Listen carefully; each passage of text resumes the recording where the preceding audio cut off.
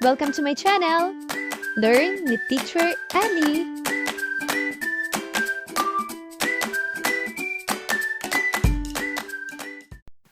English, Grade 5, Quarter 3, Week 5, Day 1.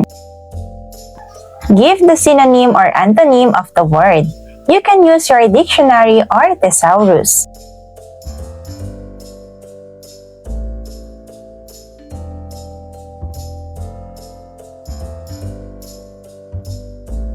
Have you ever read a story in a newspaper or online that made you feel happy, worried, excited, relieved?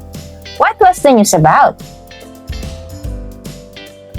Why do you think journalists write news features about people, events, and issues in our community or around the world? How do you think being able to write a news feature help you communicate important information to others? Our topic for today is about news feature. Just like a news story, a news feature is a great example of what we call informative text. What does informative text mean as you can recall? Informative texts are pieces of writing that aim to provide readers with facts, details, and information about a particular topic. They are designed to educate and inform rather than to entertain or persuade. News stories and news features are called informative texts because they give us accurate and up-to-date information about events, people, and places. When we read a news story, we learn about what's happening in the world right now. A news feature, on the other hand, might give us more in-depth information about a particular subject, helping us understand it better. Both types of text help us stay informed and knowledgeable about the world around us. Here are the key differences between news stories and news features.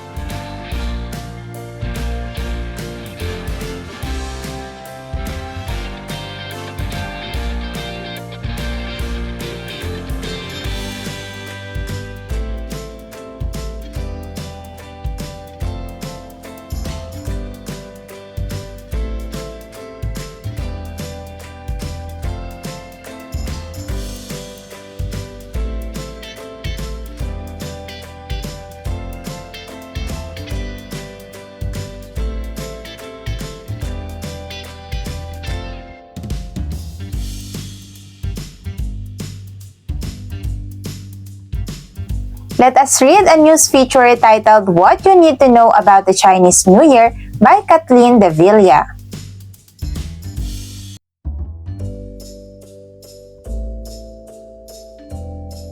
Chinese New Year festivities remain scaled back for the third straight year in an effort to contain the spread of the new coronavirus. Despite the disruptions, many continue to celebrate the Chinese New Year, observing traditions in the safety of their homes in the hopes that the practices and symbols associated with the Chinese holiday may still bring good fortune and prosperity. This Chinese festival, also known as Lunar New Year, is just one of the celebrations that can get people and businesses festive and upbeat year after year even as the future remains uncertain due to the health crisis. How it began. The Chinese festival, also known as Lunar New Year, dates back to the 14th century BC when the Shang dynasty ruled China. It signaled the new year with gatherings and feasts and served as an occasion to pay their respects to deities and ancestors.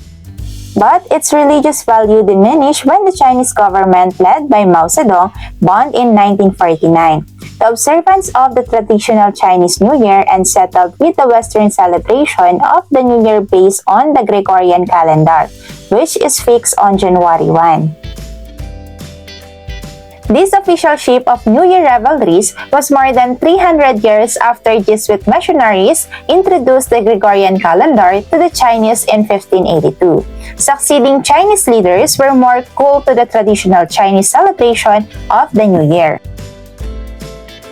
In 1996, the Spring Festival used interchangeably to refer to Chinese New Year, was established as a holiday to give the Chinese a week off to celebrate the occasion and be with their families. On the eve of Chinese New Year, families usually serve traditional food at the table in keeping with the festive spirit.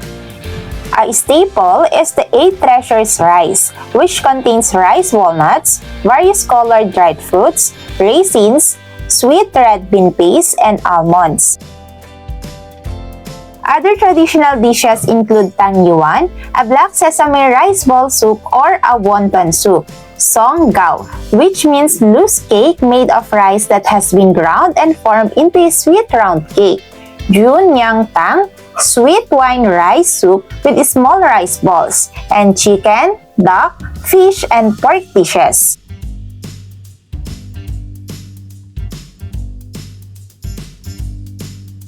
The red envelopes usually handed out during Christmas celebrations are among the symbols significant to the Chinese New Year.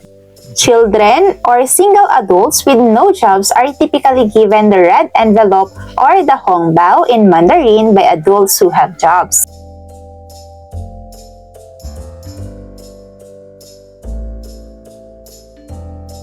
Also showcased are paper lanterns in the image of the animal of the year, which for 2022 is tiger.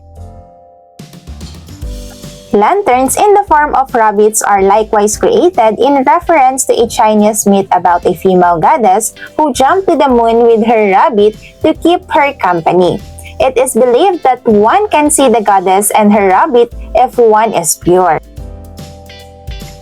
Businesses, meanwhile, may set off firecrackers on the 5th day of the Chinese New Year to attract luck and prosperity into their ventures, called Ji Kai Seng, or welcoming the gods of wealth and prosperity. This traditional activity is done with the belief that the gods will come down from the heavens.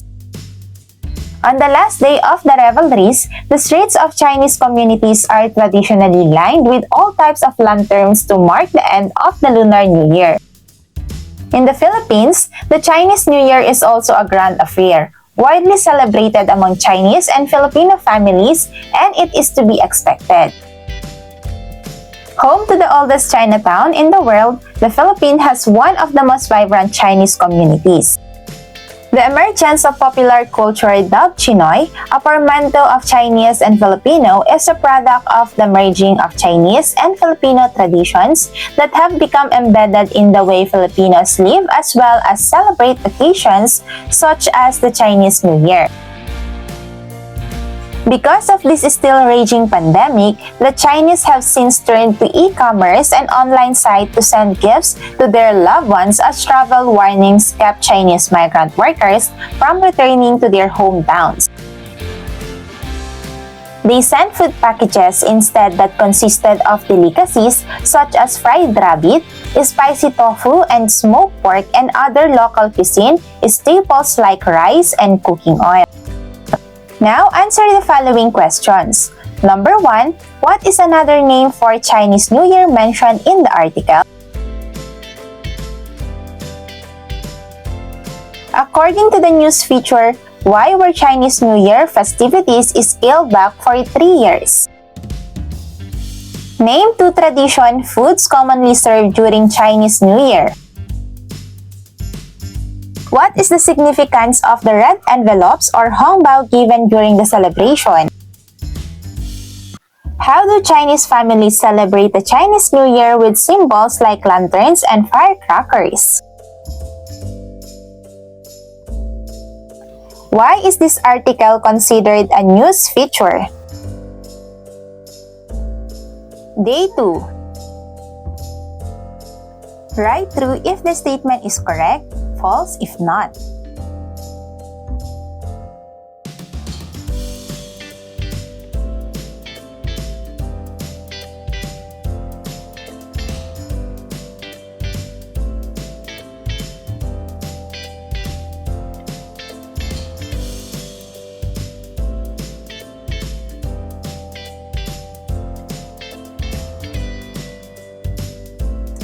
Fill in the table with information about the similarities and differences between news stories and news features.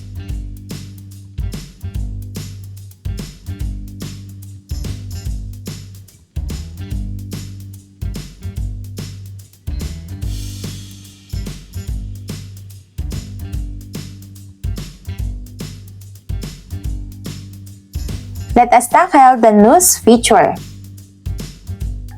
Just like a news story, a news feature is a great example of what we call informative text. What does informative text mean, as you can recall? Informative texts are pieces of writing that aim to provide readers with facts, details, and information about a particular topic. They are designed to educate and inform rather than to entertain or persuade. News stories and news features are called informative texts because they give us accurate and up-to-date information about events, people, and places. When we read a news story, we learn about what's happening in the world right now. A news feature, on the other hand, might give us more in-depth information about a particular subject, helping us understand it better. Both type of text helps us stay informed and knowledgeable about the world around us. Here are the key differences between news stories and news features.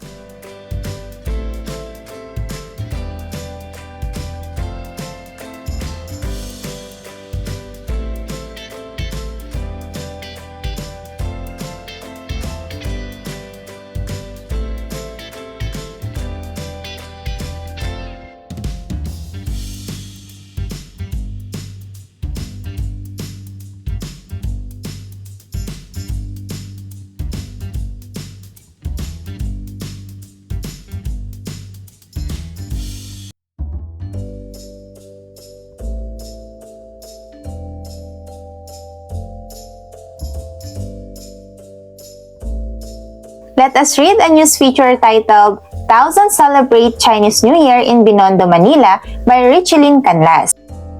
Around 17,000 people gathered in Binondo, Manila on Friday night to welcome the Chinese New Year, which belongs to the Year of the Wood Dragon.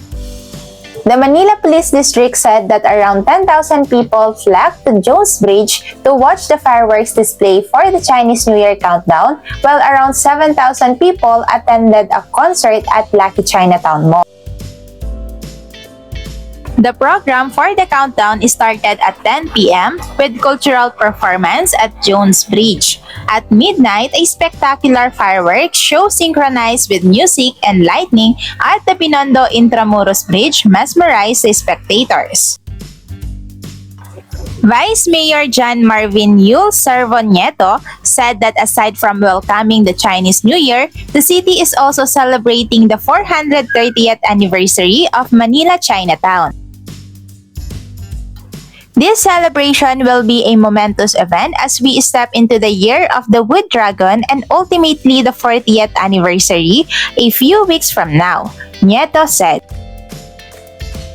This musical fireworks display, aside from welcoming the Year of the Wood Dragon, will also be a representation of the abundant contribution of Manila Chinatown to the city, he added. Dr. Cecilio Pedro, President of the Federation of the Filipino-Chinese Chamber of Commerce and Industry Incorporated, also graced the event, saying that the event is not only to celebrate Chinese New Year but also to celebrate the Filipino-Chinese friendship and partnership. Ang pagsasama ng Filipino at ng Chino mula beyond 430 years, napakatagal ng samahan yung Filipino-Chinese dito sa Pilipinas. Kami po ay naniniwala na itong pagsasamahan ay itutuloy pa natin. Until death do us part ang samahan. The Filipino-Chinese community has been here in the Philippines for over 430 years, and we believe that this relationship will continue until death do us part, Pedro said.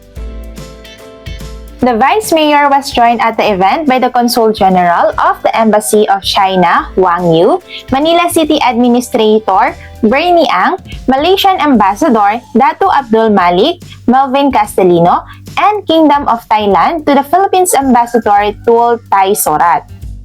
Also, present were Mayor Marjo Reyes of Coron, Palawan, Mayor Malu Morillo of Calapan, Mindoro, the city councilors, and representatives of different organizations.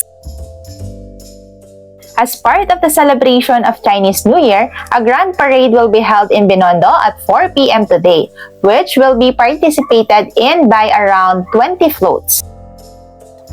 Red envelopes or angpao will also be given away during the float parade to bring good luck both to the giver and the receiver. The local government warned motorists to expect heavy traffic along the route of the parade. Students, what event did around 17,000 people attend in Binondo, Manila?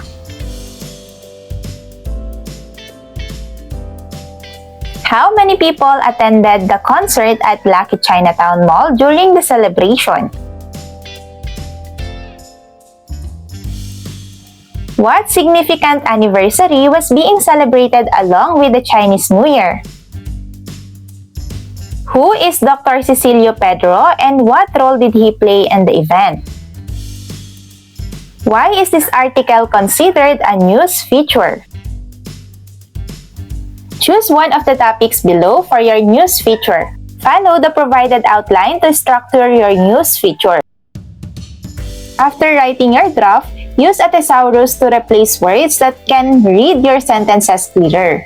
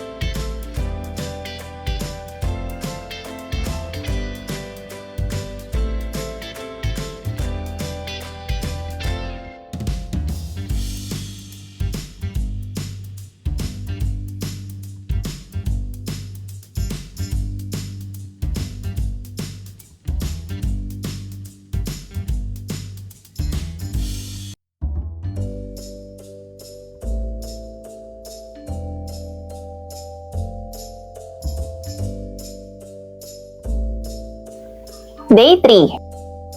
Answer the following questions. Number 1. How does reading a news story or news feature help you stay informed about current events and the world around you?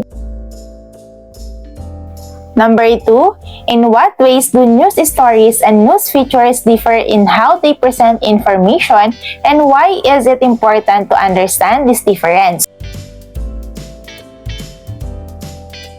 Number 3. How can understanding the purpose of informative texts like news stories and news features help you become a more critical reader? Choose the letter of the correct answer.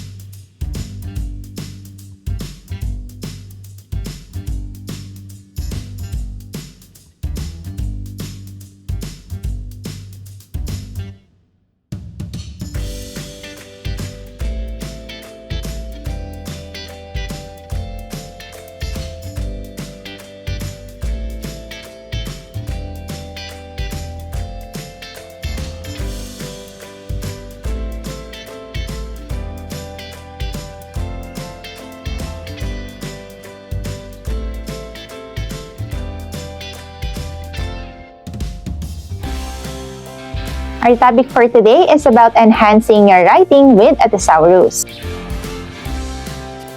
Reminders on the use of synonyms when using a thesaurus to find synonyms. It's important to remember that not all words have the exact same shade of meaning. Number 1 is the context matter. Ensure the synonym fits the context of your sentence. For example, grand and big both mean large, but grand often implies something impressive or majestic, which might not always be appropriate.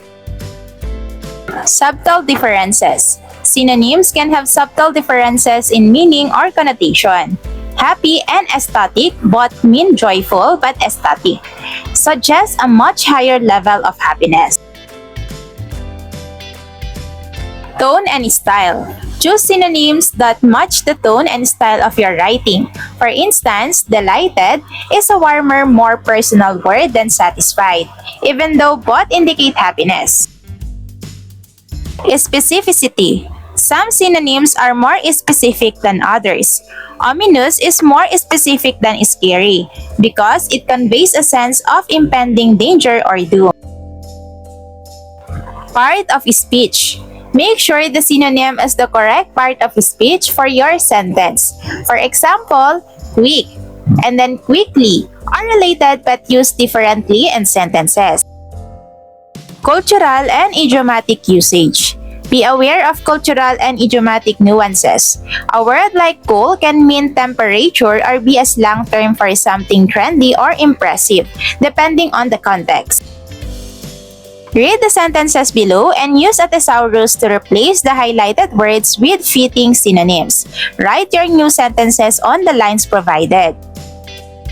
Number 1. The big parade moved through the streets with lots of music and dancing. Number 2.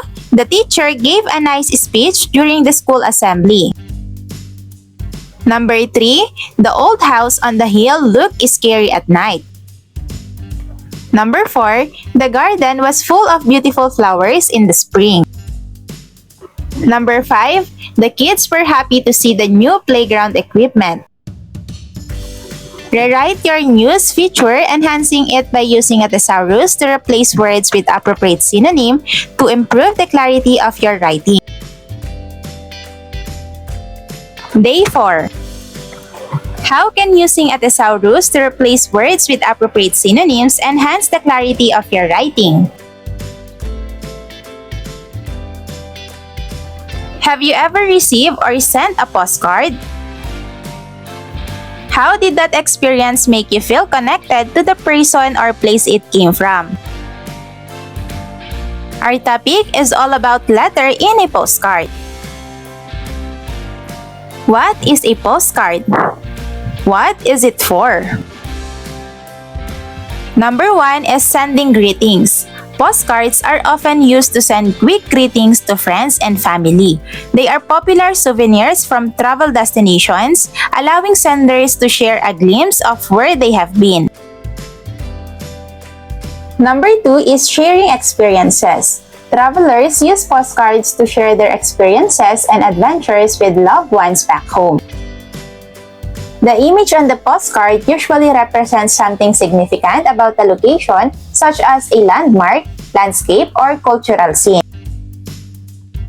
Number 3 is special occasions. Postcards can be used for special occasions like birthdays, holidays, and celebrations. They are a quick and easy way to send a heartfelt message for various events. 4 is personal connection. Sending a postcard can create a personal connection between the sender and the recipient. The handwritten message adds a personal touch that can be more meaningful than digital communication. Number 5 is collecting. Some people collect postcards as a hobby. Collectors might focus on postcards from specific places, time periods, or themes. Answer the following questions based on the postcard letter.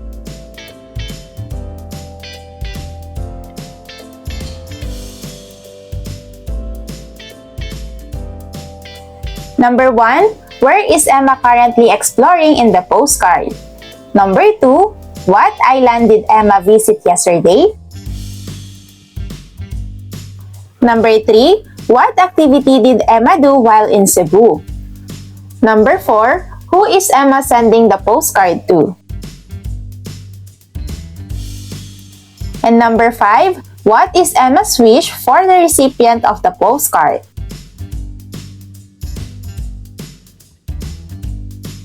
Write a postcard letter by greeting the recipient, sharing your current location and experience, and ending with a personal message or wish. Thank you for watching! Also, don't forget to like, share, subscribe, and click the notification bell for you to be updated on our latest videos. See you on our next lesson. Goodbye!